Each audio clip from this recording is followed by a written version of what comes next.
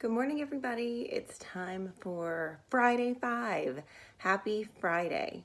Usually for Friday 5, I share with you 5 pieces of student work or 5 awesome things that you guys have done during the week that just make me so proud, and I am still so proud of you. But since I don't get to see you right now and I'm not seeing all of your work, I thought we would change things up a little bit and do Friday 5 a little differently.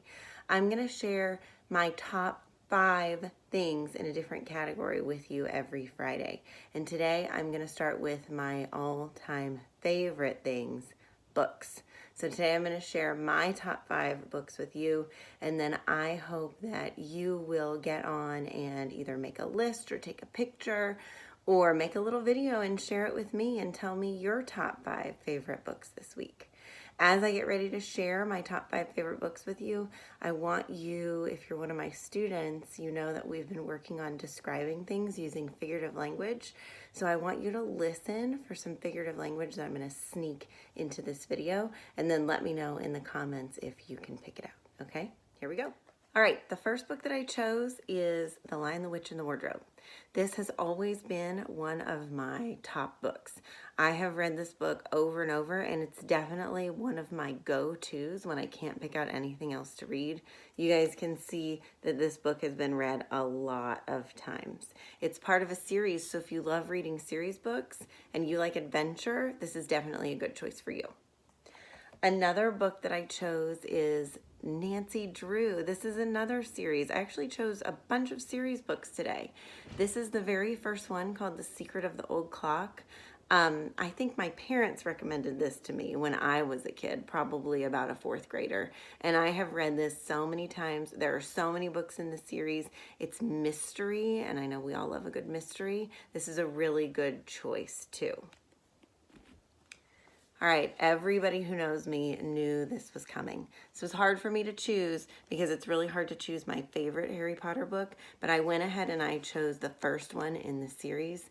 I have read this book more times than I can even count.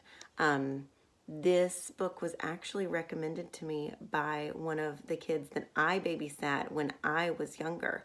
So I think that's really neat that it was a kid who helped me get into this series and who really changed my life by introducing me to Harry Potter.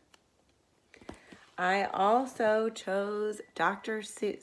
The book that I have here is One Fish, Two Fish, Red Fish, Blue Fish, but any Dr. Seuss book could make it into my Friday 5.